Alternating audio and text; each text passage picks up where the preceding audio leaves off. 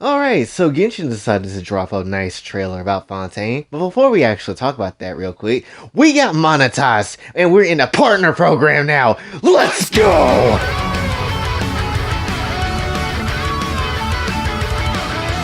I just stole Maximilian's whole fucking effing intro. I'm sorry. Look, that is exciting. That is exciting. That shit right there is absolutely exciting, bro. You can't necessarily hold you. Now we can actually start doing things here. Hopefully. I mean, I still gotta put my information into the thing, but still, nonetheless, once we do that, we're good. We can actually start doing things. Obviously, just because we get this point doesn't mean that the fight is over or whatever, right? We still gotta make sure we get ourselves out there and all that type of jazz. And, you know, that's like another part of the fight, because as I said before in the beginning of this month, I mean not the beginning of this month, but the beginning of this year, I would like to get to 10k still. That's the thing. We getting close to 2k, which I guess I could play NBA now. But when it comes down to things, we got one big part of the journey done.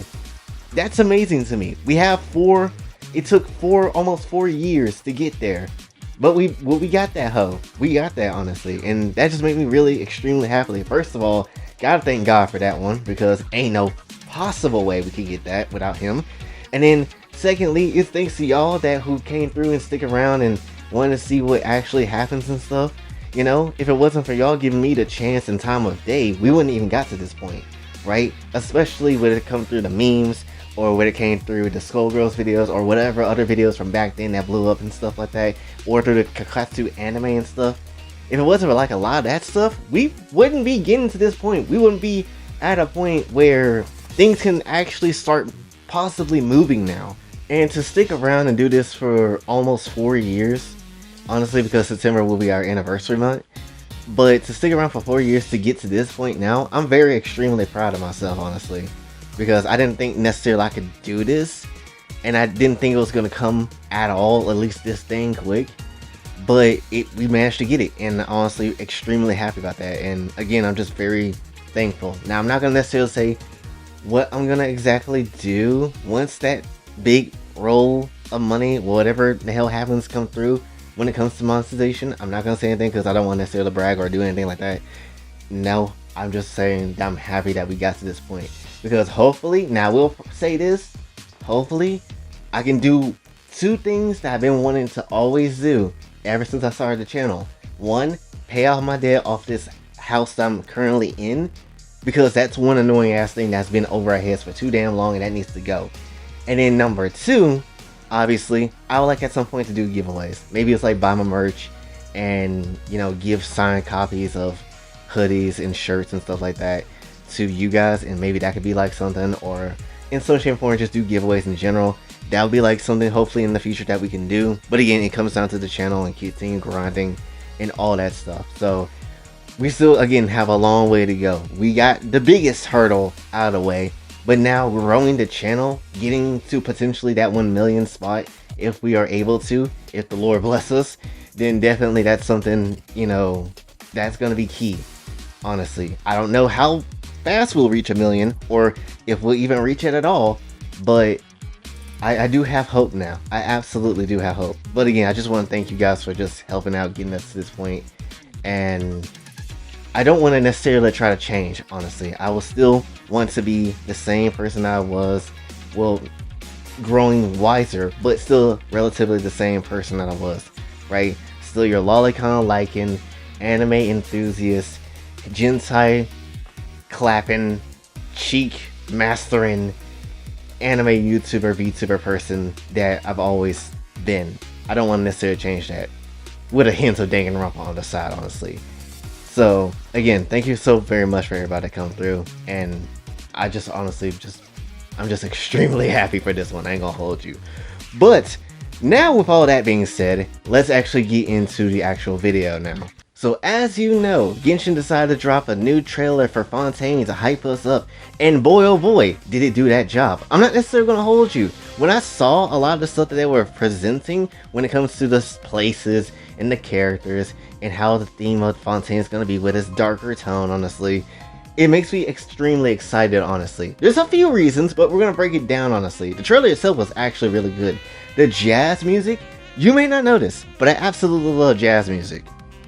So when they had showed that scene where I guess the judge and the officer of the court kind of showed up, I ain't gonna lie, when that saxophone or whatever the hell that instrument was that kind of turned out like, I'm like, hold up, this got me turned up a little bit. I'm not gonna hold you. That was very exciting. I'm not gonna lie. So yeah, the jazz music was excellent. I thought, when I think of Fontaine, I'm not gonna lie, before they showed anything off, I sincerely thought it was gonna be like a steampunk type of place, right? I thought it was gonna have a steampunk type of aesthetic, mainly because you hear all these inventors coming from Fontaine making these games, making these research things, and doing all this sort of stuff. And I'm like, well, if that's the case, then I imagine Fontaine to be like this steampunk ass place where you have all different types of machinery and stuff like that. But no, it's more based on France, and let's not talk about what's happening over there right now, but there's definitely some France-isms over there, honestly. It reminds me of Altissia from Final Fantasy 15 in a way, or maybe if you've been to New Orleans, like the port and ocean parts of New Orleans where they have that stuff down there with the architecture of that place. You know, it reminds me of things like that. Because I ain't gonna lie, with the first trailer you see, I thought when you first saw it, when you see the boat to go into the city, I was immediately thinking, oh, this is just Altissia from Final Fantasy 15. I remember this. I remember the boys trying to go here so we can whoop Leviathan's ass real quick. I remember this. And then also, I think this is supposed to be maybe within the Mondstadt part of the world. Like when you go over to Mondstadt in some shape and form. I think this is going to be on that side of the map, because it looked like it's on that side of the map too. So that's where we probably can expect Fontaine to be. Don't know how big Fontaine is going to be overall, but it's going to be pretty decent, I'd imagine. If they made the desert decent in Sumeru, and they made, you know, islands upon islands in Inazuma, I'm pretty sure that we're going to get a pretty sizable chunk of stuff when it comes to Fontaine and all that type of things, right? Now, there's all sorts of characters when it comes to Fontaine and its region, honestly, because they just be swaggy out there. In the newest trailer, we have obviously the two twins that was teased in the very beginning of things. We got this fake ass Yang from Ruby,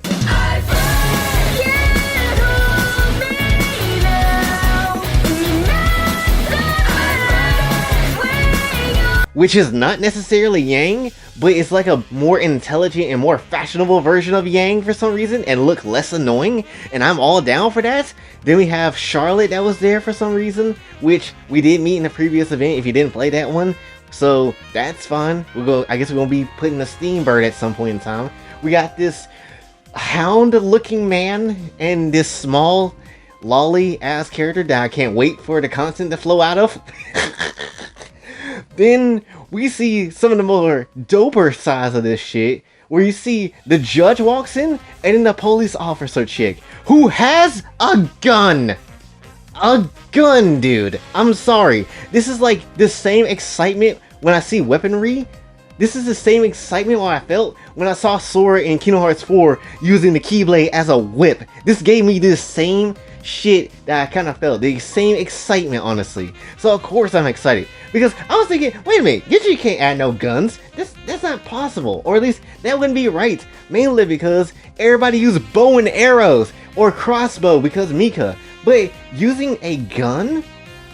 That seemed far-fetched. Which is kind of weird to say that, because technology in Teyvat is the weirdest damn thing, right? Because you got giant robots, you got literally like small miniature versions of those giant robots and stuff. You got like, you know, briefcases that can do things.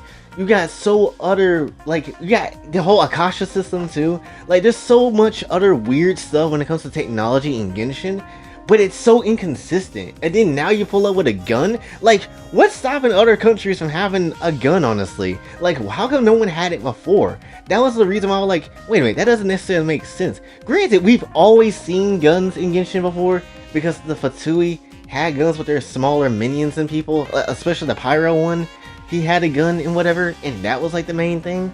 But when it comes down to things, no other character outside of him had a gun. Like, no one absolutely had a gun like that. And I was thinking, oh, I guess everybody's gonna have that same type of gun.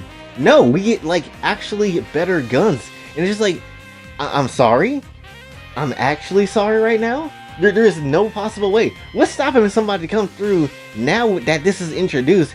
Just go to other countries and just start blasting people with guns, electro guns, mind you. Like, that just kind of blew my mind when I saw that. I was like looking at other people's reactions. I'm like, how has no one tripped about there's a gun being used in Genshin now? This is a little too crazy. But anyway, then obviously we see Arlen Chino, who obviously is fine as hell. The fake ass Eula, who honestly, hopefully will be playable. I know a lot of people was pissed off because Senor died, but hopefully she will be playable, because I'm about to be mad as hell if she's not, because she's way too cool of a designed character to not be playable. But it seems like she's the one that's running things when it comes to, you know, the magician circus type of thing, right? And then we also see, you know, the Hydro Archon, which I wish wasn't leaked online, because everybody's annoying with hell when it comes to that damn character design when that shit leaked. But she's talking about how things is boring and wants to see an actual good class trial. Reminding me of Junko Inoshima, because she likes a good class trial as well. Then you also see the judge again, and that's why I say he a judge, because he seemed like the type of person, because he's just in that position in the seating. And that's essentially all the characters you really see. Oh, I forgot to mention, I guess that first person that was in the first part of the trailer who would try to be a fake ass Sora from Kingdom Hearts, or more so Roxas, because he has blonde hair too. But point is, we don't really know too much about him, I guess, because he just floating in the ocean, almost forgetting to breathe. Like, go back to the surface, dude. You're going to lose air and die. But when it comes down to things, what do I think the story of Fontaine is going to be? Or at least, what do I think they're setting up some stuff?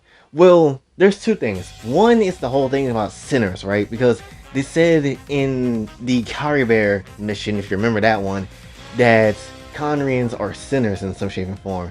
And I wouldn't be surprised in the main story quest we actually have to deal with Conria in some shape and form, or somebody from it, and they trying to wreak havoc in some shape and form. I don't necessarily know. I was thinking maybe the judge is a Conrian, because he has like kind of weird eyes, but I'm not necessarily sure if they are Conrian eyes or they just eyes that just they made, right? So I'm not necessarily sure. But I feel like we're going to deal with something Conrian soon.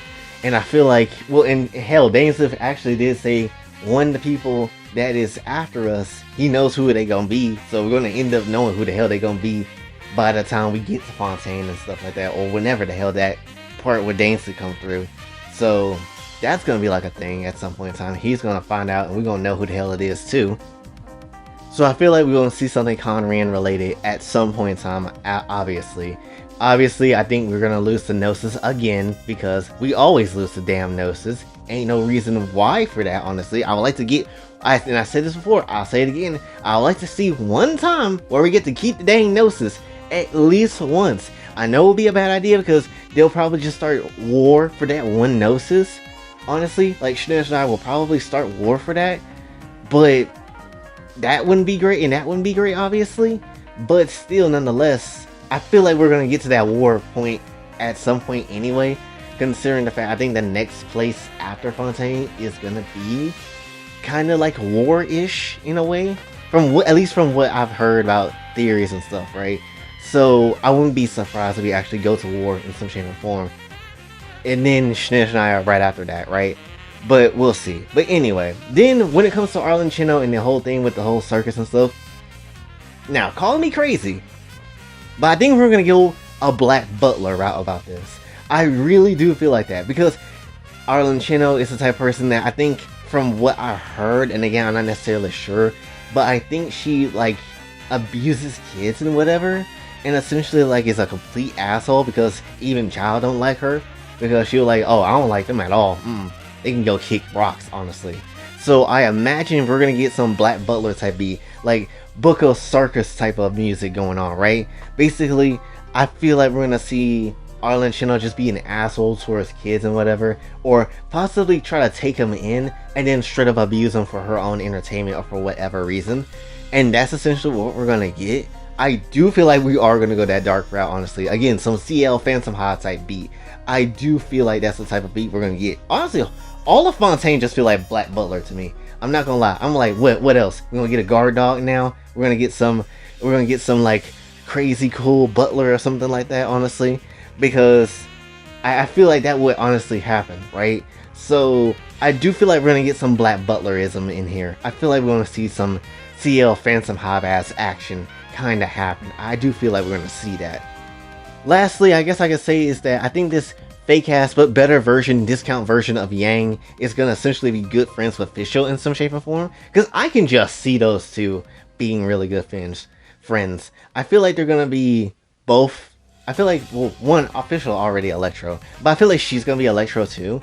Because I feel like that maybe that's like, maybe I'm reaching, but I feel like that's what they were hinting towards in the trailer with the gunshot and the Electro coming from that, and then, you know, she ends up getting hit with it, but not really. I feel like she's also gonna be Electro in some shape or form. Unless they show her vision in the trailer and I'm being stupid and I didn't pay attention. So that, in that case, I don't know what the hell she is.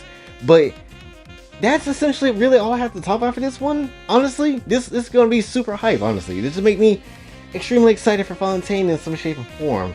I'm not necessarily gonna lie, but I wonder what else is gonna actually happen here, honestly. Because like right now, obviously we're gonna be dealing with Klee's summer thing, and that's fine. I wish they didn't bring it, you know, back that again. Personally, I kind of wish we just jump into Fontaine already, but we're gonna get, you know, Klee's event, and then we're gonna go to Fontaine, which kind of sucks for me because I'm being in school by that point, which again sucks, but it is what it is. So again, when it comes down to things, I'm just excited for Fontaine, excited to see what type of people we're gonna be dealing with, how everything is gonna be, because I know the justice system over there is gonna screw over Lamine in some shape or form.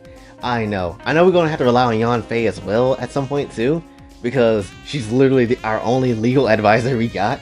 But still, when it comes down to things, I feel like we're gonna get screwed over by the system, as they usually do, because, you know. But anyway, that's essentially all I have for you today.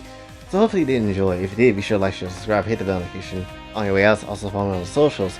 And if you'd like to donate to the channel, Patreon is available as well. And until then, it's your boy Jay, signing off. Have a blessed day.